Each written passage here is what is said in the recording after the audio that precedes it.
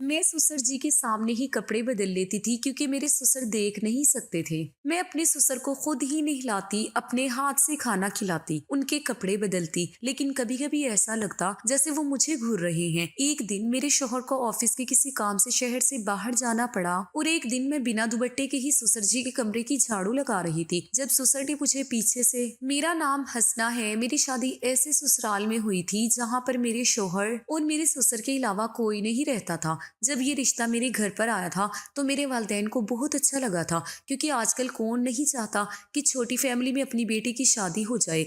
लेकिन अफसोस की बात एक ये थी कि मेरी शादी गांव में हुई थी। मैं शहर की पढ़ी लिखी लड़की थी और शहर में ही शादी करना चाहती थी। मेरी चाहत थी कि मेरी शादी किसी अमीर खानदान के लड़के से हो। सुना था कि ये लड़का भी अच्छी नौकरी करता था, लेकिन मैं तो शहर के पढ़े लिखे लड़के से शादी करना चाहती थी, जबकि ये लड़का गांव का पढ़ा लिखा लड़का था। जब मेरे वालिदैन ने मुझे ये बताया कि ये लड़का बहुत अच्छा है और शहर में ही नौकरी करता है, लेकिन मैं ऐसे लड़के से भी शादी नहीं करना चाहती थी जो कुछ दिनों बाद ही मुझे छोड़कर शहर चला जाए और मैं उसके बिना अपनी जिंदगी अकेले ससुराल में रहकर गुजारूं। मेरे वालिदैन ने मुझे बताया कि वो लड़का शहर में नौकरी जरूर करता है, लेकिन रहता अपने घर पर ही है, लेकिन मुस्तकिल रहकर शहर में नौकरी नहीं करता। वो अपनी गाड़ी से सुबह शहर की नौकरी के लिए रवाना हो जाता है और रात को अपने ऑफिस से घर आ जाता है। इसका मतलब ये था कि मुझे बड़ी आसानी हो जाती। अगर मेरी शादी उस लड़के के साथ हो जाती है तो मुझे जब भी अपने मैके आना होता मैं उसके साथ आ जाती और रात को अपने घर को चली जाती। मुझे अपने वालिदैन से ज्यादा दूर नहीं रहना पड़ता। लड़का देखने में बहुत ही स्मार्ट था, पढ़ा लिखा था, फैमिली मेंबर्स भी बहुत कम थे। सुना था कि गांव में उसका बहुत बड़ा मकान है और सिर्फ एक ससुर है जिनको आंखों से नजर नहीं आता। वो बेचारे अंधे हैं। बेटा अपनी मर्जी से शादी कर रहा है और इसीलिए शादी कर रहा है क्योंकि वो चाहता है कि उसके वालिद की खिदमत करने के लिए घर में बहू आ जाए। जिस लड़के के साथ मेरी शादी होने वाली थी वो घर का इकलौता बेटा था। उसकी माँ तो काफी सालों पहले ही मर चुकी थी। घर में सिर्फ दोनों बाप बेटा ही रहते थे। सुना था कि काफी सालों से उन लोगों ने एक मुस्तकिल नौकरानी रखी हुई थी। वो नौकरानी पिछले 6 महीने पहले नौकरी छोड़कर जा चुकी है और तभी से ही उन दोनों के घर में काम की परेशानी होने लगी थी। भला वो कब तक नौकरानी के सहारे जिंदगी गुजार सकते थे। एक ना एक दिन तो उनके बेटे को शादी करनी ही थी। ऐसा नहीं था कि मेरे ससुर शुरू से ही अंधे थे। सुना था कि उनकी आंखों की रोशनी लगभग 2 साल पहले ही गई है। उनकी आंखों में मोतिया बनता पानी आ गया था और उन्हें अपनी बीमारी के बारे में वक्त पर पता चल नहीं सका।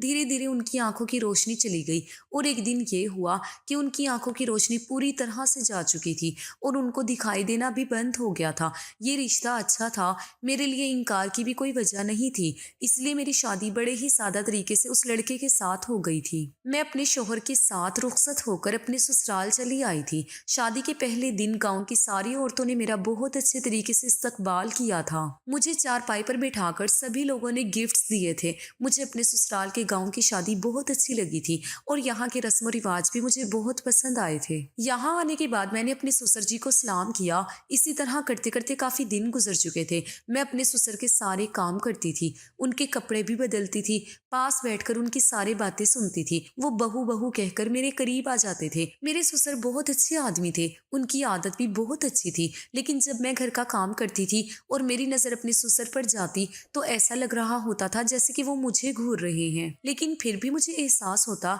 कि वो मुझे कैसे देख सकते हैं। उनकी तो आंखों की रोशनी ही नहीं है। वो मुझे देखकर मुस्कुरा भी रहे होते थे। कभी कभी मुझे ये बात बड़ी अजीब लगती थी, वो मुझे क्यों देखे जा रहे हैं। पर हर बार मैं ये बात भूल जाती थी कि मेरे ससुर एक बूढ़े और अंधे आदमी हैं। वो अपनी आंखों से कुछ देख नहीं सकते। हर रोज हमारे घर पर अलग अलग तरीके की औरतें आती और थोड़ी बहुत देर मुझसे बातचीत करने के बाद चली जाती थी। मेरे ससुर का कहना था कि हमारे गांव के लोग बहुत प्यार और मोहब्बत वाले लोग हैं। हमारे गांव में जब कोई नई नवेली दुल्हन आती है तो यहाँ की औरतें उससे इसी तरह की बातें करने लग जाती हैं। मेरे ससुर अपने कमरे से भी बाहर निकल कर नहीं आते थे। मैं कभी कभी अपने ससुर को देखकर अपने दिल में शर्म ले आती थी, क्योंकि थे तो वो मेरे ससुर ही। ससुर तो वैसे भी बाप की तरह ही होते हैं। मुझे तो बस ऐसा लगता था जैसे मेरे ससुर सबके सामने मुझे तकते रहते हैं। कभी कभी तो मैं अपने माथे पर बल डालकर उनको घूरने लगती थी, लेकिन अजीब पागल हो गई थी मैं। हर बार ये बात भूल जाती थी कि मेरे ससुर अंधे हैं, क्योंकि हमारे घर में कभी कोई ऐसा था ही नहीं, इसलिए मुझे ऐसे लोगों की आदत भी नहीं थी। ऐसा मेरे साथ पहली बार हो रहा था कि मैं अपने अंधे ससुर के साथ रह रही थी। मेरे शौहर रूटीन के मुताबिक सुबह के टाइम पर अपने ऑफिस जाने के लिए निकल जाते थे और सारा दिन मैं और मेरे ससुर घर में अकेले रह जाते थे। मेरे शौहर ने मुझे शादी की रात ही समझा दिया था कि तुम्हें मेरे अब्बू जी का बहुत ख्याल रखना है। काफी सालों से हमारे घर पर नौकरानी रह रही थी और वो अब्बू जी का बहुत ख्याल रखती थी, क्योंकि सुबह के टाइम पर तो मैं जॉब के लिए निकल जाता था। जब अब्बू जी की आंखों की रोशनी थी तब वो भी खेतों में काम करने के लिए चले जाते थे, लेकिन जब से इनकी आंखों की रोशनी गई थी इन्होंने घर पर ही रहना शुरू कर दिया था। कुछ महीनों तक नौकरानी ने साथ दिया और उसके बाद वो नौकरानी भी छोड़कर चली गई। तभी से हमारे घर पर बहुत ज्यादा परेशानी हो गई थी। पड़ोस वाली आंटी आकर मेरे अब्बू जी के लिए खाना बना जाया करती थी, लेकिन फिर हम इस तरह से कब तक किसी की मदद ले सकते थे। शादी की पहली रात मेरे शोहर ने मेरी बहुत तारीफ की थी और अपने शोहर से तारीफ सुनकर मैं बहुत खुश हुई थी। मैंने उन्हें भरोसा दिलाया था कि मैं आपके अब्बू जी का हमेशा ख्याल रखूंगी, उन्हें कभी किसी चीज की कमी नहीं होने दूंगी। सुबह सुबह जब मैं सोकर उठती तो सबसे पहले अपने ससुर जी के लिए नाश्ता बनाती थी। एक दो दिन तो मेरे शोहर बाजार से ही नाश्ता लेकर आए थे। उन्होंने कहा था कि अभी तो तुम नई नवेली दुल्हन हो, कुछ दिन तुम आराम करो, उसके बाद तो तुम्हें ही घर का सारा काम संभालना है। लेकिन अब मैंने घर का सारा काम करना शुरू कर दिया था, क्योंकि इस घर में कोई औरत नहीं थी घर का काम काज करने के लिए। भला मेरे शोहर भी कब तक इस तरह से बाजार से खाना या फिर नाश्ता लेकर आते। एक न एक दिन तो मुझे यहाँ का किचन संभालना ही था। मेरे ससुर जी भी कहते थे कि बहू एक दो दिन खाना बाजार से आ जाएगा, लेकिन मैंने कहा नहीं अब्बू जी, मैं ऐसी लड़की नहीं हूँ जो हमेशा आराम करती रहे। मैं अपनी जिम्मेदारी निभाना चाहती हूँ और घरदारी को अपने कंधों पर चलाना चाहती हूँ। ये घर तो मुझे ही संभालना पड़ेगा। मेरी बात सुनकर मेरे ससुर और शोहर बहुत खुश हो गए थे। उन्होंने कहा था कि हमें अपने घर के लिए ऐसी ही लड़की की तलाश थी। मेरे शोहर कहने लगे कि तुम खूबसूरत ही नहीं बल्कि खूबसूरत होने के साथ साथ बहुत समझदार भी हो। मैंने नाश्ते की मेज पर नाश्ता लगा दिया और मेरे ससुर जी भी नाश्ता करने के लिए मेरे सामने ही बैठे हुए थे। मैं उनके सामने बैठ गई। फिर मैंने उन्हें अपने हाथों से नाश्ता निकाल कर दिया। मेरे शोहर ने अब्बू जी को अपने हाथ से नाश्ता करवाया था। मेरे शोहर धीमे धीमे मुझे देखकर मुस्कुरा रहे थे। मेरे शोहर जब घर पर आते तो सब कुछ अपने अब्बू जी को अपने हाथों से ही खिलाते थे। उन्होंने मुझसे कहा था कि अब अगली बार से मेरे पीछे मेरी ये जिम्मेदारी तुम निभाओगी। मैंने अपने शोहर से खुश होते हुए कहा जी जी क्यों नहीं, मैं घर की सारी जिम्मेदारी खुद संभाल लूंगी। मुझे ऐसा लग रहा था जैसे मेरे ससुर अब भी मेरे सामने बैठकर मुझे घूर रहे थे। मेरे ससुर जी का नाश्ता खत्म हो गया तो मेरे शोहर उनके पास की रखी हुई चेयर से उठकर मेरे बराबर में पड़ी हुई चेयर पर बैठ गए थे। मेरे शोहर मुझसे बहुत मोहब्बत करते थे। अपने शोहर के जाने के बाद जब मैं घर का काम करती थी तो अपने गले में दुपट्टा भी नहीं डालती थी। यही सोचती थी कि घर में कोई नहीं है, ससुर जी ही तो हैं और उन्हें भी दिखाई नहीं देता। इसलिए मैं घर में रहते हुए किसी भी हुलिये में काम करती रहती थी और अपने ससुर जी के सामने भी किसी भी हालत में चली जाती थी। मेरे ससुर इतने अच्छे थे और बहुत ही अच्छी आदत के थे। कभी कभी मुझे बहुत अफसोस होता है कि इतने अच्छे इंसान की आंखों की रोशनी कैसे जा सकती है। वो बेचारे अपने इकलौते बेटे की शादी और उसकी बीवी को देख भी नहीं सके। मेरे ससुर के चेहरे पर हमेशा मुस्कुराहट रहती थी। एक बार मेरे शोहर ने मुझे बताया था कि मेरे अब्बू जी बहुत ईमानदार इंसान हैं। गाँव में कोई भी उन्हें बुरा भला नहीं कहता। वो हमेशा लोगों का फायदा करते आए हैं। सब लोग मेरे अब्बू जी की बहुत इज्जत करते हैं। मैंने अपने शोहर से कहा था कि क्या आपने अपने अब्बू जी का इलाज नहीं करवाया। मेरे शोहर कहने लगे उन दिनों शहर में मेरी बहुत अच्छी मीटिंग थी, इसलिए मैं कुछ हफ्तों के लिए वहां पर रुका हुआ था। वो नहीं चाहते थे कि वो मुझे अपनी परेशानी बताकर परेशान कर दें। उन्होंने मुझे अपनी परेशानी के बारे में कुछ भी नहीं बताया और इसी तरह से धीरे धीरे उनकी आंखों की रोशनी चली गई। जब मैं बहुत दिनों के बाद घर वापस आया तब मुझे ये बात पता चली थी। अगर वो मुझे वक्त पर बता देते तो मैं उन्हें अपने साथ शहर ले जाकर उनका इलाज करवा देता और शायद वो ठीक भी हो जाते। लेकिन उन्होंने तो अपना इलाज ना करवाने की जिद बांध ली थी। उन्होंने तो मुझे वक्त निकलने के बाद बताया था। मैंने बाद में भी अब्बू जी से बहुत कहा था कि मैं आपको डॉक्टर के पास ले चलता हूँ, आपकी आंखों की रोशनी हो सकता है वापस आ जाए। लेकिन अब्बू जी हर बार मना कर दिया करते थे। कहते थे कि बेटा मेरी उम्र हो गई है, मैंने तो अपनी जिंदगी में काफी कुछ देख लिया, अब तुम्हारी जिंदगी जीने का वक्त है। तुम शादी करो, अपनी जिंदगी जियो, मेरा क्या है, एक दिन इस दुनिया को छोड़कर चला जाऊंगा, बूढ़ा हो चुका हूँ। धीरे धीरे जिस्म के अंदर बीमारियां पैदा होती रहेंगी और एक दिन मेरे साथ साथ सब कुछ खत्म हो जाएगा। तुम फिक्र मत करो, मैं देख नहीं सकता, सुन तो सकता हूँ ना, तुम सबको महसूस कर सकता हूँ। मैं तो बस तुम्हें खुश देखना चाहता हूँ और अपने जीते जी चाहता हूँ कि तुम्हारा घर बस जाए। बस यही कहकर अब्बू जी बात खत्म कर देते थे और वो अभी तक एक बार भी मेरे साथ डॉक्टर के पास नहीं गए। मैंने कहा, आप जबरदस्ती अब्बू जी को डॉक्टर के पास ले जाते। मेरे शौहर ने मुझे बताया था कि तुम्हें नहीं पता, अब्बू जी बहुत जिद्दी हैं, मैं उनके साथ ज्यादा जबरदस्ती नहीं कर सकता, शायद वो अपनी जिंदगी में इसी तरह से खुश हैं। मेरे शौहर ने कहा था कि वो मेरे आने से पहले उनके सारे काम करते थे, लेकिन अब के काम करने की सारी जिम्मेदारी मेरी हो गई है। मैं अपने ससुर को अपना बाप समझकर उनके सारे काम किया करती थी। मैंने अपने शौहर को यकीन दिलाया था कि आपको मेरे होते हुए घर में कभी कोई परेशानी नहीं होगी। मैंने अपने ससुर की पुरानी फोटोज देखी थी जिनमें उनकी आंखों की रोशनी थी और मेरी सास भी जिंदा थी। मेरी सास भी बहुत खूबसूरत औरत थी और मेरे ससुर जी अपनी जवानी में बहुत हैंडसम थे।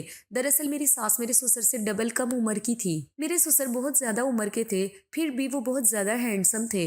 अब भी अगर उनकी आंखों की रोशनी होती और वो अच्छे से तैयार होकर घर से बाहर निकलते तो कोई भी उन्हें बुरा नहीं कहता। शायद उनकी परेशानी की वजह से उनके चेहरे से उम्र ज्यादा लगने लगी है। एक दिन मेरे ससुर कहने लगे, देखो बहू, मेरे नसीब में क्या लिखा है कि मैं अपने घर की बहू को अपनी आंखों से नहीं देख सकता। मैंने कहा, ससुर जी कोई बात नहीं, आप इस तरह से भी मेरी मौजूदगी को महसूस कर सकते हो। शादी के कुछ दिन तो इसी तरह से गुजरते चले गए, लेकिन होश तो मेरे तब उड़े थे जब मेरे शौहर को कुछ दिन के लिए शहर में रुकना पड़ गया था। मैंने उन्हें कहा भी था कि आप मुझे उन दिनों मेरे मैके में छोड़ दो, लेकिन मेरे शौहर का कहना था कि मैं इस तरह से तुम्हें तुम्हारे मैके में नहीं छोड़ सकता, क्योंकि यहाँ पर मेरे अब्बू जी मौजूद हैं, उनका ख्याल कौन रखेगा। मेरे शौहर जा चुके थे और मुझसे कहकर गए थे कि मेरे पीछे मेरे अब्बू जी का तुम्हें बहुत ख्याल रखना पड़ेगा, उनको अपने हाथों से खाना भी तुम ही खिलाओगी और उनके कपड़े भी तुम ही चेंज करोगी। खाने की बात तक तो ठीक थी, लेकिन कपड़े, अपने शौहर की बात सुनकर मेरा तो दिमाग घूम कर रह गया था। मैंने अपने शौहर से कहा भी था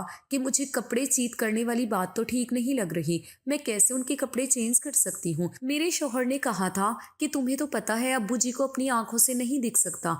मान लो कि अगर तुम्हारे मैके में तुम्हारे अब्बू जी के साथ ऐसा हो जाता और उनके आगे पीछे उनका ख्याल रखने वाला कोई नहीं होता, सिर्फ तुम होती, तो तुम अपने अब्बू को भी तो अपने हाथों से पहनाती। मैंने अपने शौहर से कहा कि आप ऐसी बातें क्यों कर रहे हो, अल्लाह ना करे मेरे अब्बू जी के साथ ऐसा हो। मेरे शौहर कहने लगे, इसीलिए तो कह रहा हूँ कि तुम मेरे अब्बू जी के सारे काम किया करो। मैं परेशान हो गई थी और ये सोच रही थी कि मैं ये काम करूँ या नहीं। भला मेरे ससुर जी जैसे भी थे तो मेरे ससुर ही मेरे बाप जैसे थे। कोई छोटा बच्चा होता तो ये काम मैं अपने शौहर के टोके बिना ही कर देती, लेकिन अपने ससुर का ये काम करने के बारे में ही मुझे शर्म आ रही थी। मेरे शौहर के जाने के बाद मेरे ससुर जी ने मुझे आवाज लगाई, वो बहू बहू कहकर मुझे पुकार रहे थे। मैं भागी भागी अपने ससुर जी के कमरे में गई तो मैंने देखा कि मेरे ससुर धोती और बुनियान पहने हुए खड़े थे और पहले तो उन्होंने मुझसे ये पूछा कि बहू क्या बेटा जा चुका है। मैंने उन्हें कहा कि अभी आधा घंटा पहले ही निकले हैं। उन्होंने कहा चलो ठीक है,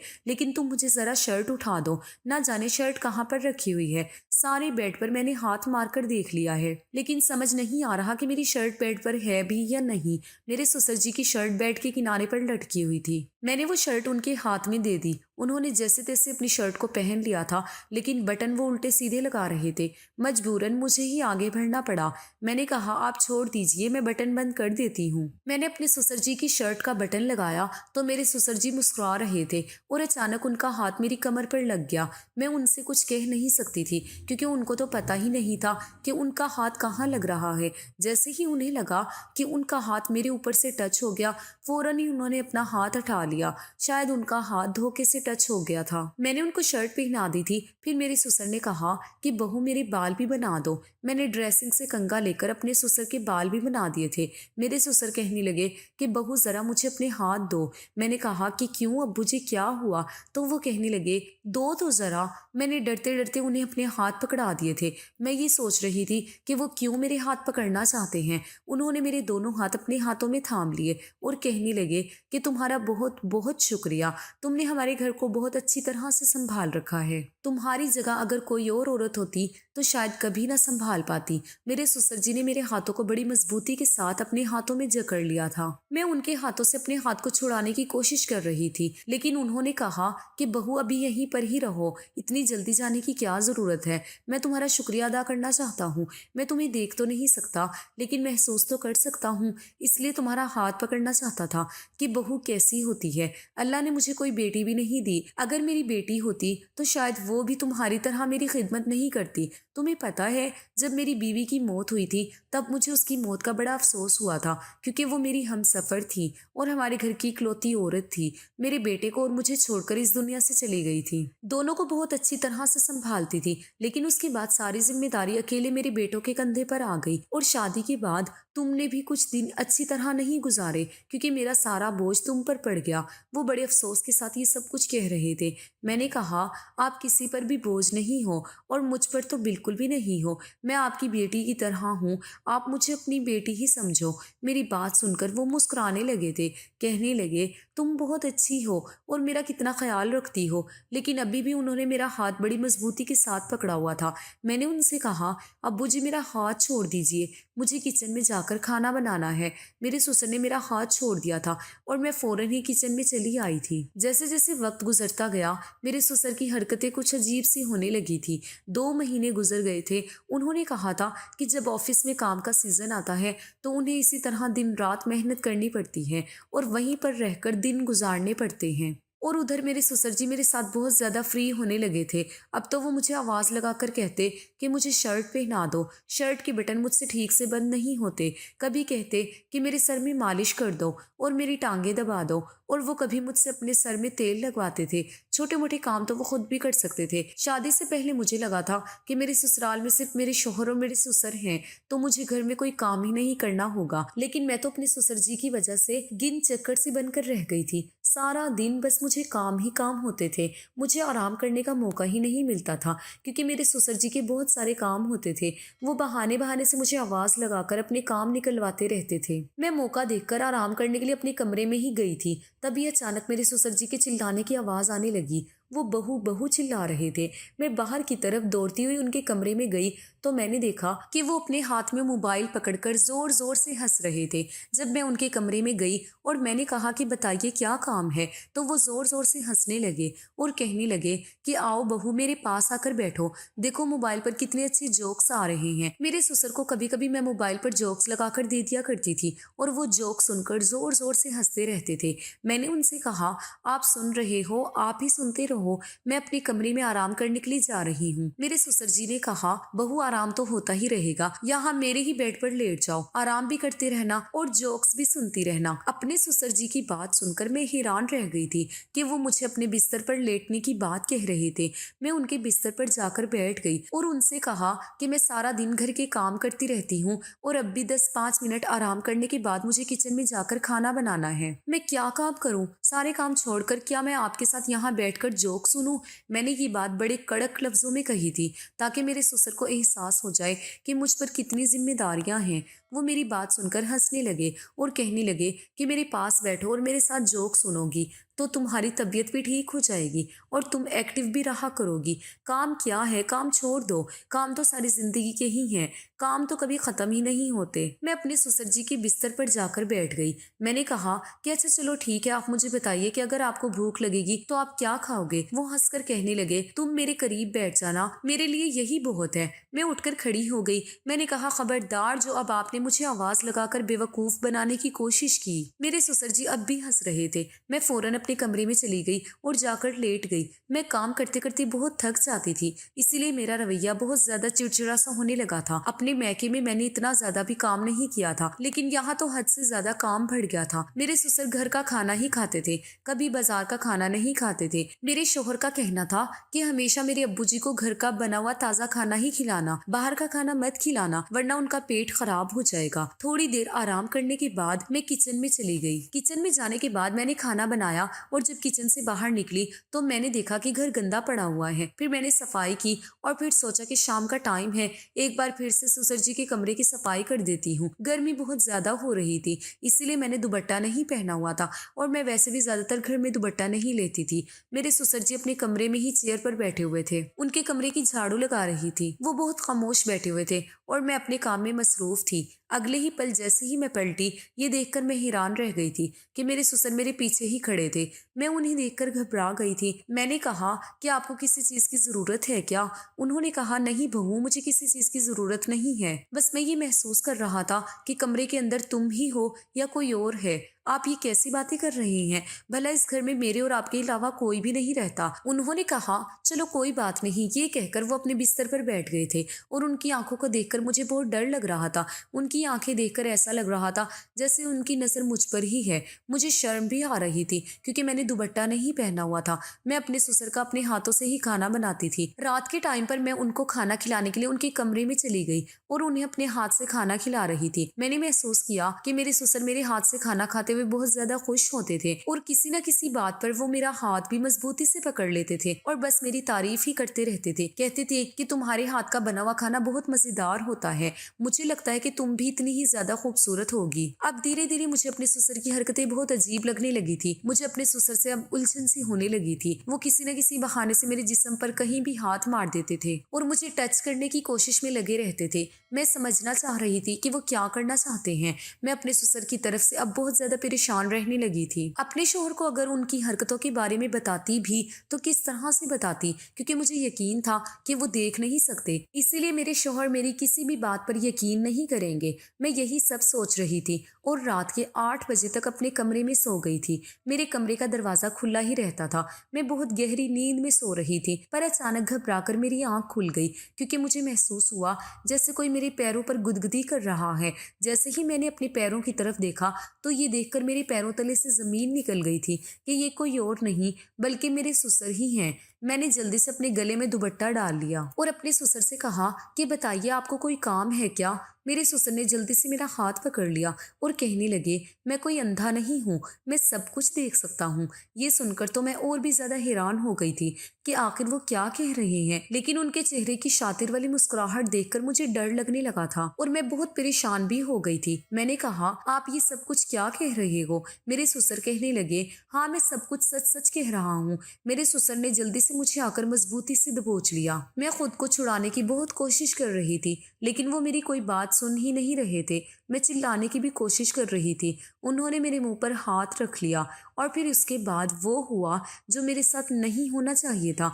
मुझे अपने ससुर से ऐसी उम्मीद नहीं थी। उन्होंने झूठ बोला था कि वो अंधे हैं और इस बात का फायदा उन्होंने मुझ पर उठाया था। उन्होंने मेरी इज्जत को तार तार कर दिया था। मैंने उनसे कहा कि आपने मेरे साथ अच्छा नहीं किया। मैं आपकी सारी सच्चाई अपने शोहर के सामने खोल कर ही रहूंगी। मेरे ससुर कहने लगे कि इस तरह खोलोगी? मेरा बेटा कभी तुम्हारी बात पर यकीन नहीं करेगा क्योंकि उसे पता है कि मैं अंधा हूँ। वो तुम्हारी किसी बात पर यकीन नहीं करेगा बल्कि तुम्हें ही इस घर से धक्के मार कर निकाल देगा। अगर तुमने उसके वालिद पर कभी भी इस तरह का इल्जाम लगाने की कोशिश की। मैं अपने ससुर की बात सुनकर बहुत ज्यादा डर गई थी। ये बिल्कुल सही कह रहे थे। मेरा शोहर कभी भी मेरी बात पर भरोसा नहीं करेगा, लेकिन मेरे ससुर ने जो मेरे साथ किया था वो मेरे लिए बहुत ही खतरनाक साबित हुआ था।